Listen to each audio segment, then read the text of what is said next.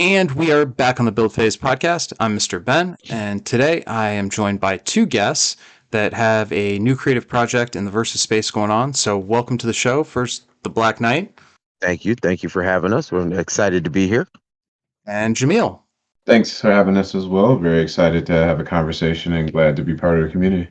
Well, as someone who's been around Versus for a while, I am always excited when I see new people come into the space with the same kind of energy that I've got, where it's like, hey, let's not just play the game, let's make something about the game. And I do want to talk to you guys about Versus, but before we get into that, I'd like to kind of start by just talking about your early experience with games. What were some of your earlier games that you played, as well as like what brought you to card battling games into Versus specifically. So I'll kick it to Jamil first. Like, give us kind of a rundown on what your formative experiences with games were. Yeah, so we're brothers and also twins. So, given that you have a built-in second player all the time, we really gravitated to a lot of games that allowed us to be adversarial by nature.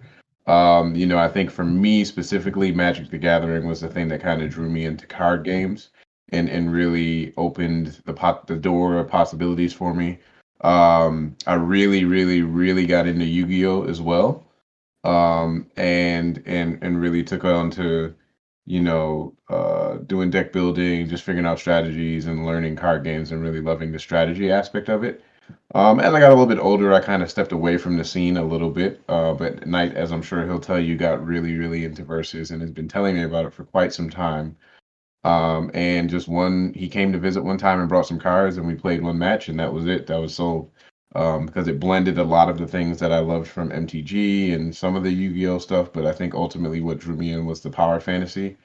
Being younger and watching comic books, being into cartoons and anime and all that type of stuff, the vast array of IPs that they brought in, and the fact that you can mix and match and kind of assume the persona or assume have this person be your avatar, and also can maintain that adversarial sense of battle, along with having a really really deep strategy depending on the cards that you have available and what you want to do with it. Really really really has continued to have me go further down the rabbit hole.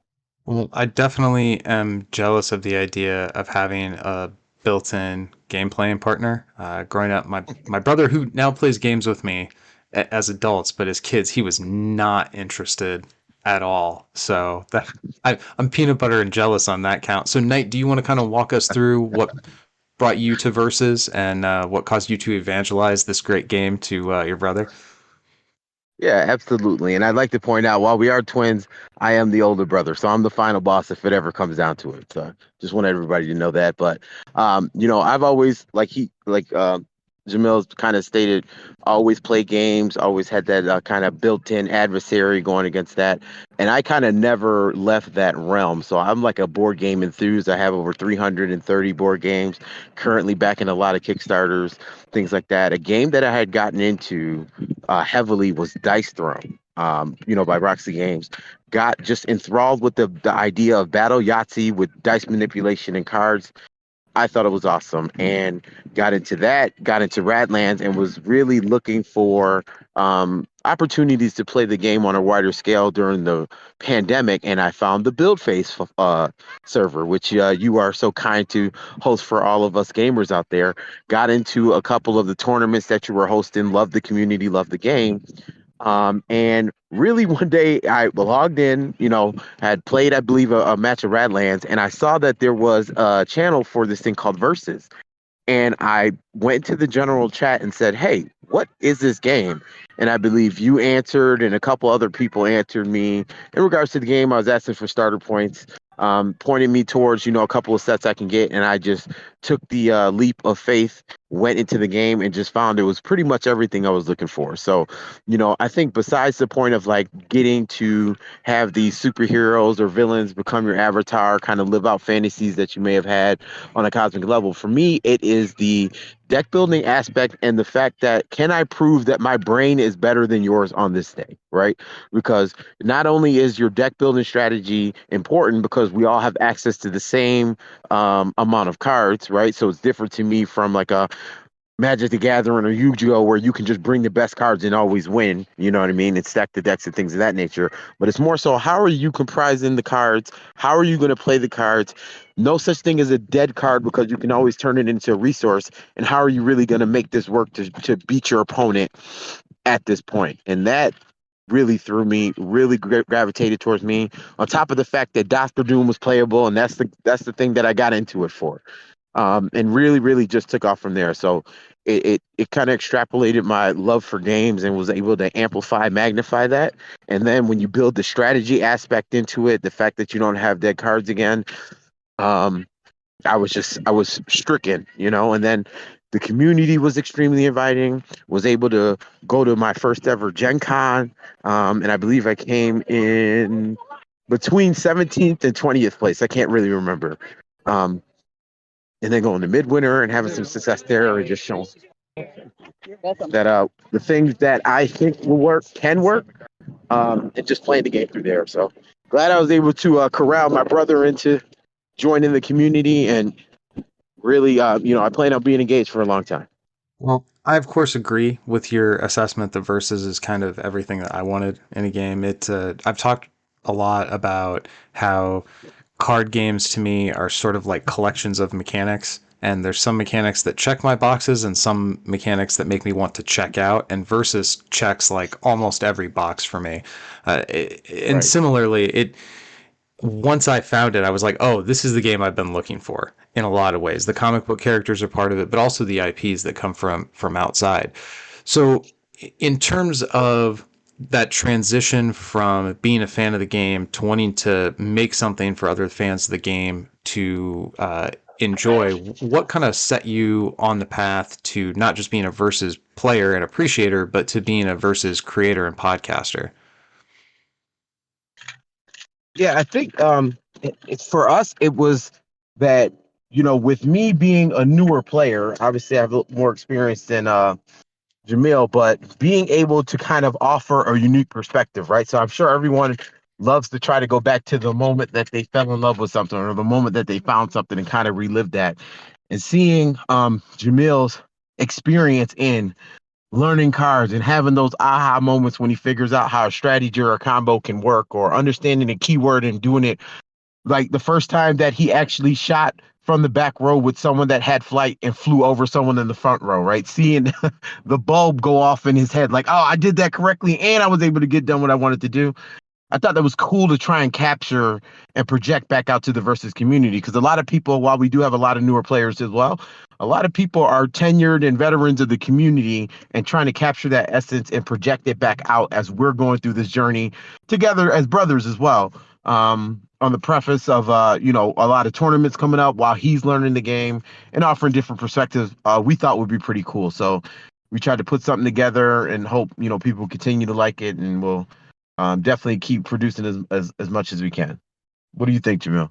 So yeah, I think similarly along those lines, right? Getting into something new, and honestly, the only contribution that I'm making is that I'm very upfront about the things that I know and the things I don't know, and watching some of the matches prior to like engaging in the community and actually buying cards and all that stuff, it can be very overwhelming. So to know, at least as a new player, if you're looking on the periphery to provide a resource that says you're not alone, like I think I talked about on one of our previous episodes, I get overwhelmed and I get nervous, right? When I first started to play my first couple matches, my heart was racing, my palms were sweating, I didn't want to make misplays. And I liken it to driving, learning how to drive a car. For those of us who do, you are super nervous on the road when you first start.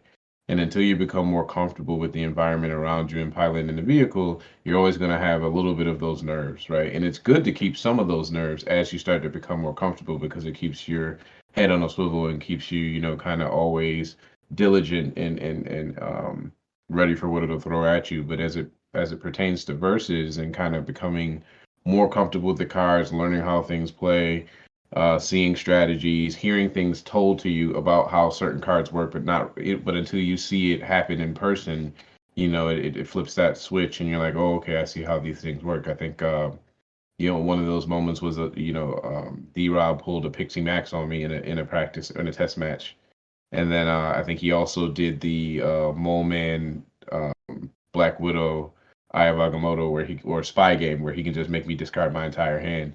And I think the biggest thing about that is when I have a strategy and something that I haven't seen comes in and kind of throws a wrench in that. I used to be like, no matter how many cards I have left, I'd be like, okay, the game is over. I'm not gonna, I basically would just bow out silently, or silently. What do they call it? Quiet quitting, if you will.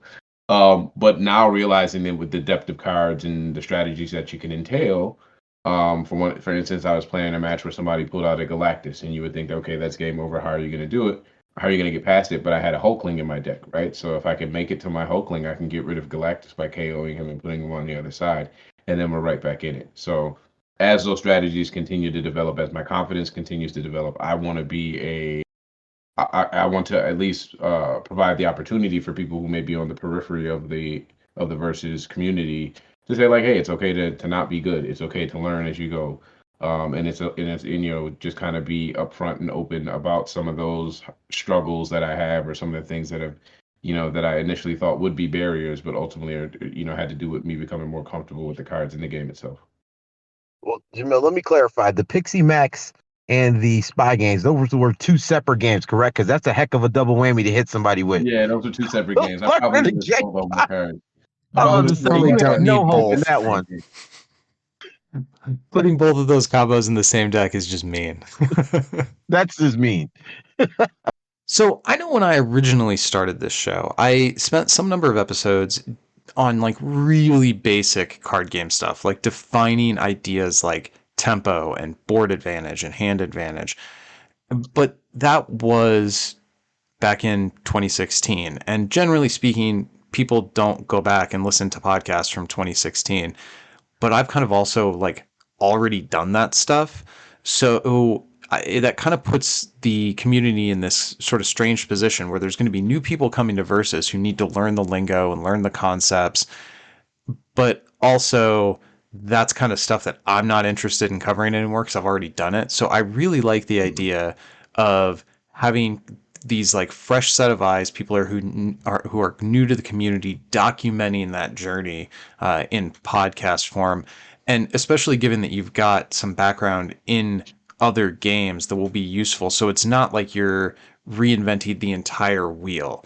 Like learning general game concepts and learning verses are kind of like two different things. So coming at it with that kind of baseline of experience and then adding on to it, hey, this podcast is going to be about how we figure out how to play this game together, I think is really exciting. And it's a niche that most of the other established, well, maybe I shouldn't speak for Apex or Bird or anybody else, but at least for me, that's the kind of stuff that I just don't spend as much time on because I did it almost 10 years ago. So this is a very long way of saying that I really like your guys' philosophy and how you're approaching the game.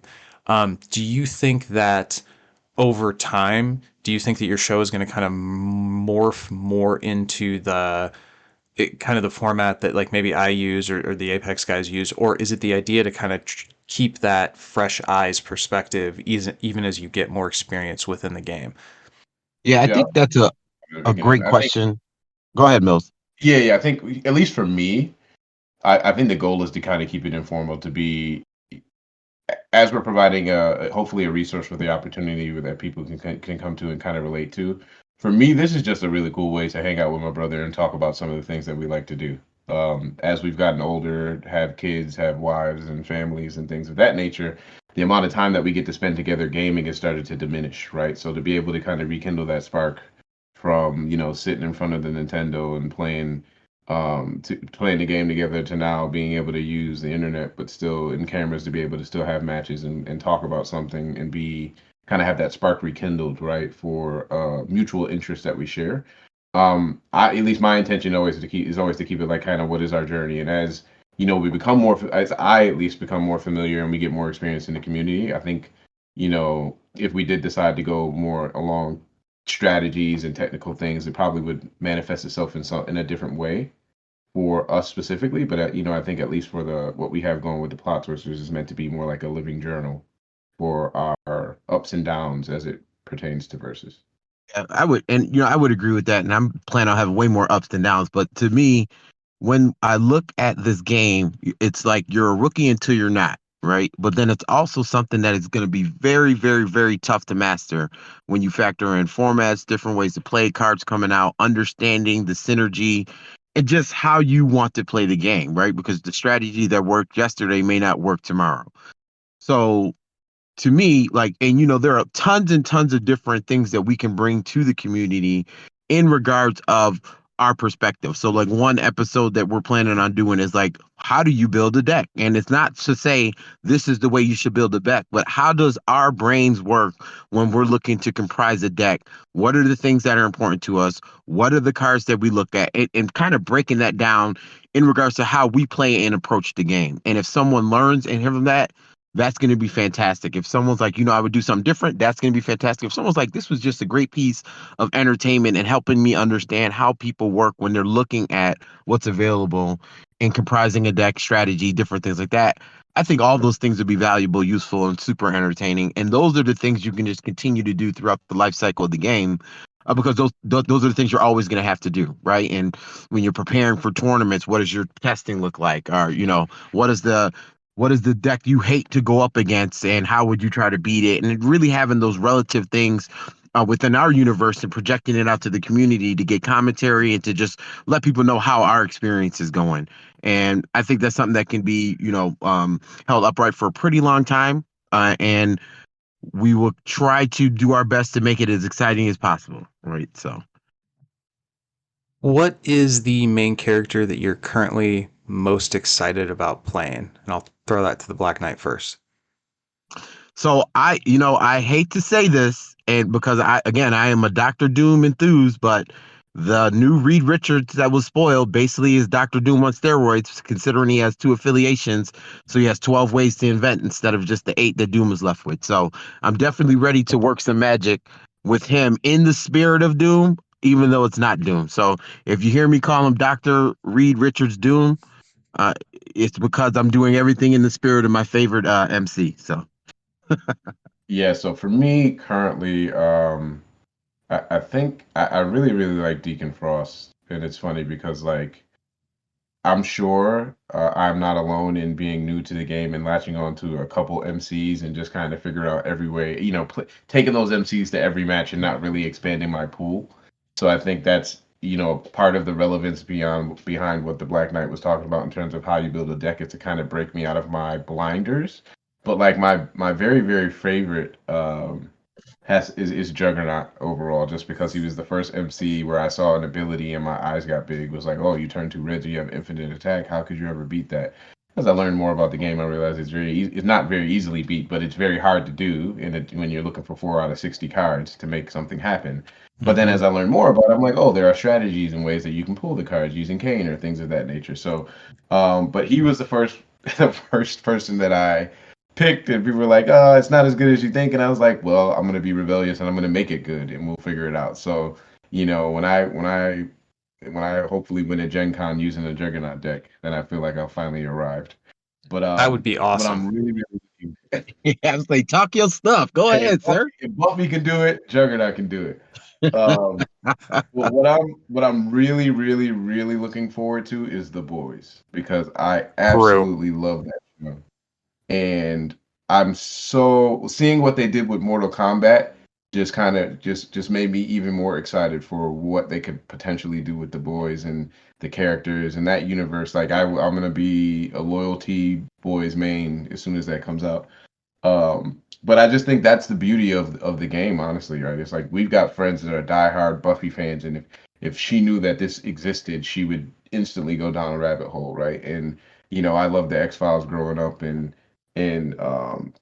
Marvel, all of the characters and universes that they've created. You have a way to actually participate in that firsthand. And so, yeah, I'd say right now I'm sticking with Deacon. I like what he does, but I'm really, really looking forward to the boys and don't sleep on Juggernaut. So this was a little bit before your guys' time, but way back in the early days of Versus, there was this fella named Ben Ruig, and his pet main character was the original Daredevil. Now I don't know if you guys have read that card, but he's a main character who just is basically impossible to level up, like at all. and somebody took Daredevil to Gen Con one year, and I don't even know if he won the game or if he just leveled up, but the whole community cheered that Daredevil had, I think, won one game. He even made a music video that's, as far as I know, still on YouTube about him singing about how sad he is that he can't level up Daredevil.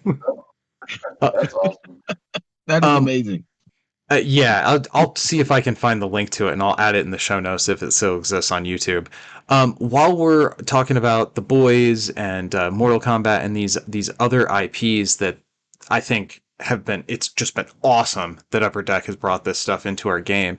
Are there any Marvel heroes that you really want to see in the game, or any other intellectual properties that you would really like to see brought in the game? I'll kick this to Jamil first. Good question. Um, who would I want to see in the game?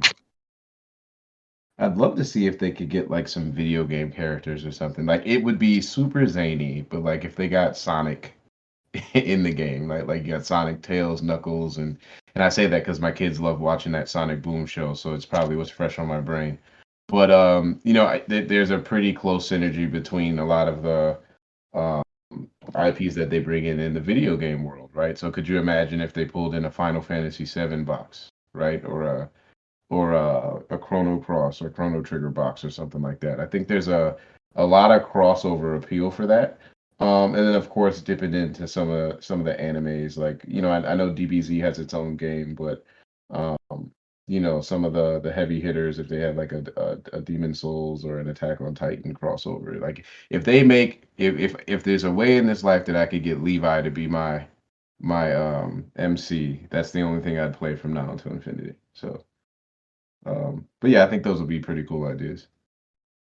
Yeah, I think for me, I'm a pretty, big into video games, but more so fighting games. So like for me, it's like a natural progression when you see stuff like Mortal Kombat to add the Street Fighter from Capcom or to get the Tekken into the game if you're going to, Bandai Namco, and just everything kind of like lines up to me. So like fireballs are range, and the EX moves could be different plot twists or different ways to work it. But I would just be thrilled to see more fighting games, or fighting IPs, I should say, enter the foray in a similar fashion that Mortal Kombat did.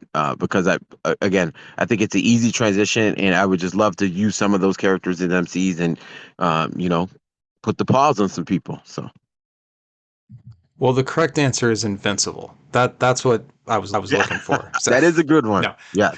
Street Fighter and anime. I'm also all about that. Like I would also love to see a Cowboy Bebop versus set, but I don't think we'll ever get Oh it. yeah. Hmm. That kind of brings me towards the end of everything that I had laid out that I wanted to ask you guys about. Just kind of give the community a feel for what you were wanting to do with your show and throw some fun questions at you here with the extra IP stuff. Before we wrap things up, though, I want to give each of you a chance to plug, promote, shout out anything that may be on your mind. So I'll throw it to the Black Knight. Go ahead and do your shout outs if you got anything you want to plug or promote. Yeah, no, duh. And first and foremost, just want to thank you for having us on here, letting our voice be heard, and kind of being a lighthouse throughout the community in regards to bringing people to the versus ship. I would say that I wouldn't have been able to learn and progress in this game as quickly if the community wasn't so inviting. Big shout outs to Diego and D Rob for kind of walking me through how you play the game, teaching me the mechanics, helping me wrap my brain around how some of the concepts were different from other card games that I knew, throwing that out of the window, and then helping it and refining the strategy. But it's really been so cool to just be able to first play with people throughout the game online, and then start to meet them in person as I attend Gen Cons in midwinter and just become closer with some people in the community. Big shout out to everybody who makes content. We learn and grow from all of that. Whether it's Team Apex, New York Minute with Bert, the Resource Row, so many different avenues that we can capture information and become better at the game, but then more enthralled and increase our love for the game as well. So I think this game dies without the community, and this community is strong and growing every day. But that comes from all of the work that every single person puts in, including, whether it be you, us, some of the other people that I mentioned. But I would say just let's keep that light burning bright and bring as many people as we can into the fold. Yeah, I don't really have anything to plug and echo a lot of that sentiment. Like that's been a huge thing that I thought was going to be a hurdle, but like finding a sense of family and familiarity with the community, settling in, being able to work through my anxieties, everyone having grace with me when I'm making misplays or if I'm challenging every card or having to go to the glossary for every word that I don't understand on a card.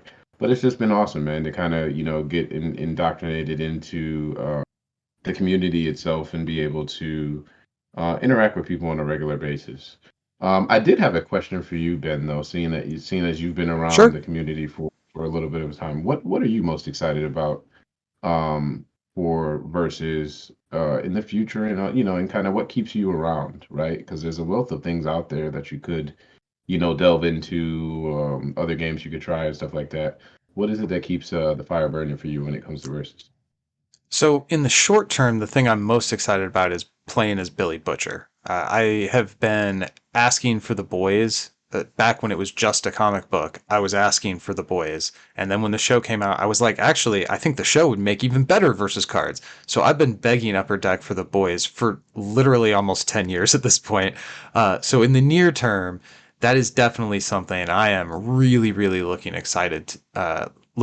towards with very excited fashion. In a more circumspect way to think about it, like what keeps me motivated with the game, part of it is taking breaks, honestly. Typically around August, like right after Gen Con, I tend to put my versus cards away and play other stuff until October, November, kind of when it starts to get cold again. Once we know what the format's going to be for next year's midwinter, and we start getting into testing for that, and then the new year rolls around, we start getting new cards again, and then I get excited about it. The hardest times to keep the enthusiasm up are the big card droughts, and we've had a number of times in this game where we've had some pretty big card droughts. 2022 is definitely the worst year for Versus product that we've ever had, but I think it's a testament to how strong the community is that it's also a year where the game has grown tremendously, which I think is really, really cool. Um, I was a huge fan of the original Versus system. It was one of my all-time favorite games that I've ever played, and when this new game came out, I was resistant at first, but once I got over by the mechanics and kind of the changes that they made, it just kind of like I talked about earlier, it ticks so many of my card game boxes that even though I play a lot of other games, like I also play Dice Throne, I play the Final Fantasy TCG very casually. I'm very much looking forward to the new Star Wars Unlimited card game. So I do dabble, and I think the fact that I play so many different games always makes me grateful for Versus when I come back to it because I think it's a very solid game generally speaking, but for me, it kind of fits like a glove. It's almost exactly everything that I've ever wanted out of a card game, with maybe a couple minor tweaks that I would argue with Danny and Ben about. But generally speaking, it even though I play other things, the thing that keeps me coming back is how good the core game mechanics are, and then the flavor that Danny and Ben are able to inject into these cards. And of course, the pictures on the cards are all things that I like too, generally speaking. I mean, I'm not like the biggest X-Files or Buffy fan in the world, but Danny and Ben are so good at their jobs that they made the things that I'm not that excited about really, really fun as well. So that is a very long-winded way of saying I like the game a lot. Thanks. It's good to hear, especially from, I'd say a veteran in comparison to my time in on the game, that there's still things to look forward to and things to be excited about. So really looking forward to it. I mean, there's certainly times, I think, with any game where, especially if you're like doing a lot of gauntleting for a tournament in a format that maybe isn't your favorite format, and I try to police myself pretty closely to not ever let my games turn into feeling like work or to feel like a grind. Now, if there's cash on the line and I'm preparing for a tournament, sometimes you just have to suck it up and push through that. But like if I'm in the middle of playing a board game with my kid and we kind of look at each other and go, "Hey, this isn't fun. Let's just put this away and instead of playing Fireball Island, let's go play Versus, or instead of playing Versus, let's play Unmatched." Or like I'm always very willing to tap out if the entertainment I'm engaging in isn't entertaining. Like if I don't like the book, I'm not going to finish it rather than just push through it. Like time is too precious and valuable. And in that way, because I think because I spend so much time around other things, I'm able to really enjoy the things that I appreciate the most when I come back to them. I speculate. I don't know. I haven't given this a whole lot of thought until you asked the question, so this is a little off the cuff. No, no worries. Those are the best answers. Yeah, and that's a great perspective to share too, because it's like you said, there's some nights where I'm just too tired for verses, even though I would love to sit down, build a deck, and run it. But it's a thing that when you come back, it's still gratifying. I'm still getting those same type of butterflies isn't the right word, but the same type of thrill and when I'm building something new or figuring out a new combo or looking at these cards and something finally clicks. So I hope that feeling never goes away, and I don't see it happening anytime soon. Well, was there anything else that we wanted to talk about that we didn't hit on, or anything else that you guys wanted to bring up? Because that has kind of brought us to the end of my notes. I am all good. Again, just appreciate the conversation and having us be able to share our thoughts with the community and yourself, and appreciate everything you do. Great. Yeah, Well, same here. I of course appreciate you guys taking the time out to chat with me about your show, and of course making the show. More content in the Versus community is always something that I get really excited about. So thank you again for taking the time to sit down, and we'll get this out and signal boost your new creative endeavor. And until next time, go win some games. All right, I think that went pretty well, gentlemen.